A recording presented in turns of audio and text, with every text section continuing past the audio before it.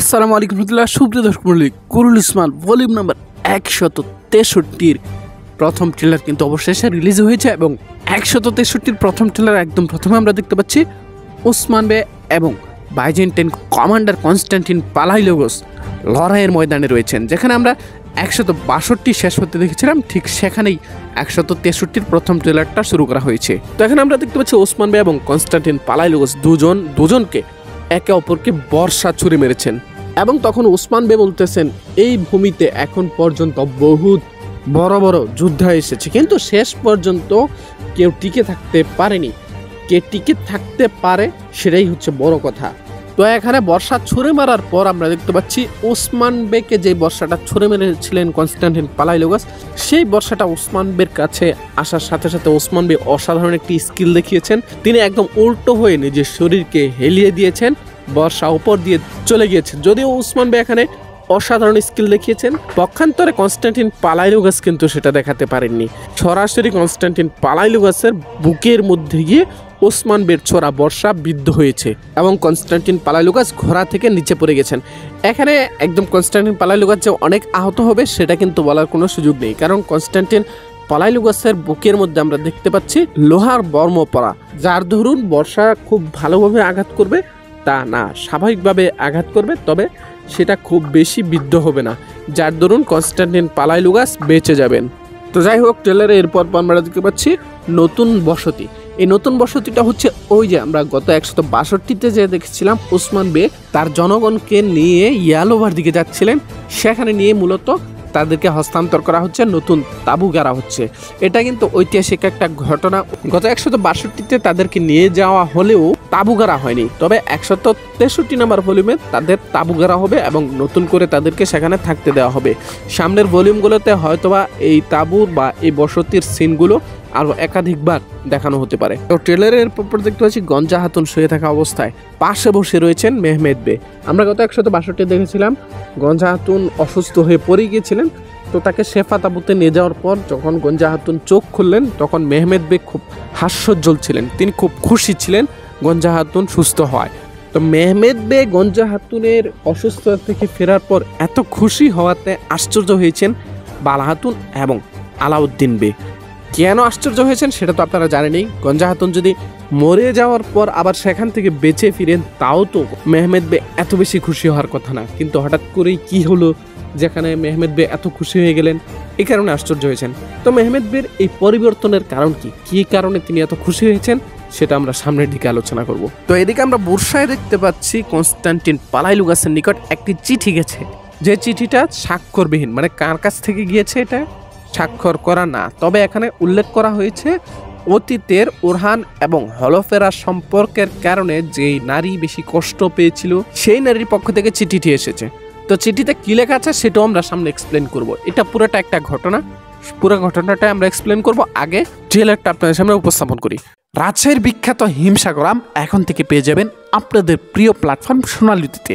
সরাসরি রাজশাহীর আমের বাগান থেকে আমাদের নিজস্ব লোক দ্বারা আম সংগ্রহ করে 100% ফরমালিন মুক্ত তাজা রসালো হিমসাগর আম আমরা পৌঁছে দিচ্ছি সারা বাংলাদেশে। স্ক্রিন দেওয়া নাম্বারে যোগাযোগ করে বাংলাদেশের যে কোনো প্রান্ত থেকে নিশ্চিন্তে আমগুলো সংগ্রহ করতে পারবেন। তো কনস্টান্টিন পালাইলোগাস চিঠি পাওয়ার সাথে সাথেই কিন্তু হলফেরাকে তার কাছে ডেকে পাঠিয়েছেন। এখানে কনস্টান্টিন পালাইলোগাসকে অত্যন্ত রাগান্বিত দেখা যাচ্ছে। কি ঘটেছে আসলে সেটা ওই চিঠির ঘটনাটা আপনাদের সামনে উপস্থাপন করলেই বুঝতে পারবেন। তো আমরা ট্রেলারে এরপর দেখতে পাচ্ছি এলসিম হাতুন তাঁবুতে রয়েছেন এবং আমরা বাহির থেকে শুনতে পাচ্ছি কেউ বলতেছেন যে এলসিম হাতুনকে আমাদের সামনে উপস্থাপন করুন।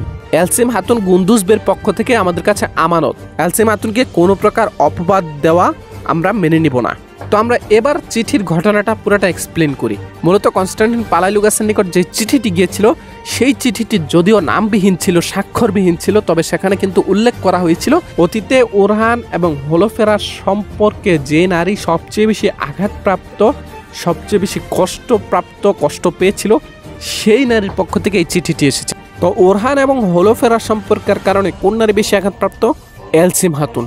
জি দর্শক, এখানে বলা হচ্ছে এলসিম হাতুন এই চিঠিটি পাঠিয়েছেন কনস্টান্টিন পালাইলোগাসের নিকট।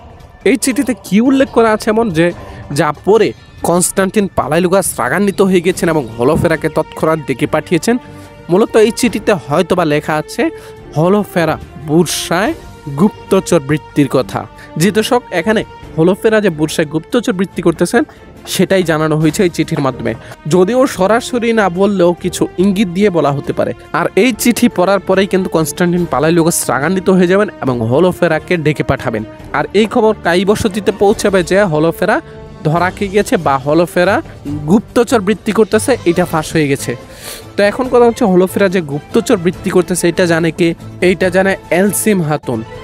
আর সেই কারণেই মূলত বোঝানো হচ্ছে যে এলসিম হাতুন এই চিঠিটা কনস্টান্টিন পালাইলুগাসের নিকট পাঠিয়েছেন, যার দরুন গুন্দুজ বে বসতির লোকেরা উসমান বের তাঁবুর সামনে হাজির হয়েছেন এবং বলতেছেন গুন্দুজ বের মেয়ে এলসিম হাতুনকে কোনো প্রকার অপবাদ দিবে আমরা তা মেনে নিব না। এখন কথা হচ্ছে আসলে কি এলসিম হাতুন এই চিঠি পাঠিয়েছেন?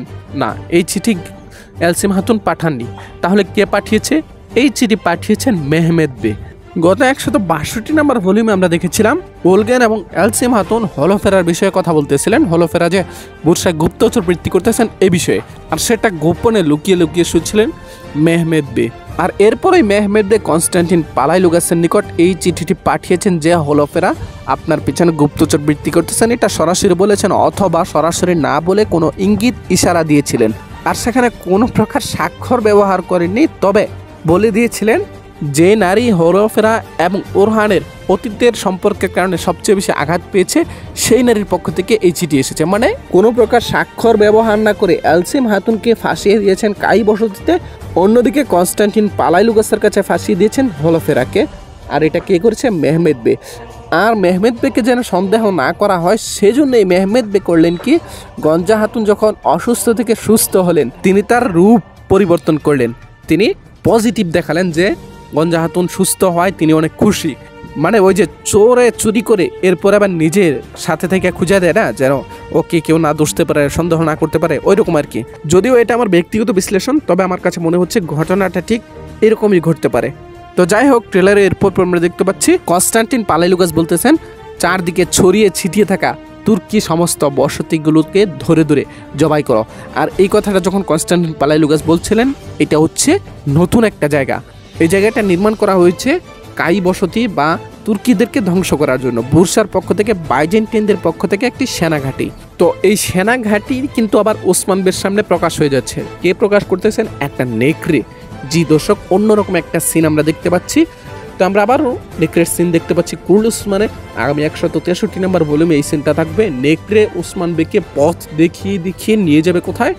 বাইজেন্টাইনদের সেনাঘাঁটিতে। আর এরপরে হয়তো বা ওসমান বে তার আলপদেরকে নিয়ে বাইজেন্টাইনদের এই সেনাঘাঁটিতে আক্রমণ করবেন। আর সেটা আমরা 163 নম্বর ভলিউমের দ্বিতীয় ট্রেলারে হয়তো বা দেখতে পাবো। তো যাই হোক দর্শক, সবকিছু মিলিয়ে এই ছিল আজকের ভিডিও। আজকের ভিডিও সম্পর্কে আপনাদের মতামত কি সেটি অবশ্যই কমেন্ট বক্সে কমেন্ট করে জানিয়ে দিবেন। অনেকে জানতে চেয়েছিলেন কুরুল উসমান সিজন 5 কবে শেষ হবে, কত ভলিউমের মধ্য দিয়ে, আর পরবর্তী সিজন আসবে কিনা সে বিষয়ে আমরা ইতিমধ্যে আলাদা একটি ভিডিও দিয়েছি। আপনারা কষ্ট করে আমাদের এই চ্যানেল বা এই পেজ থেকেই বিস্তারিত ভিডিওটি দেখে নেবেন। তো দর্শক, দেখা হচ্ছে সোনালী অতীতের পরবর্তী অন্য কোনো ভিডিওতে। সে পর্যন্ত আমাদের সাথেই থাকবেন। আমাদের ভিডিওগুলো ভালো লাগলে অবশ্যই লাইক কমেন্ট শেয়ার করে আমাদের পাশেই থাকবেন।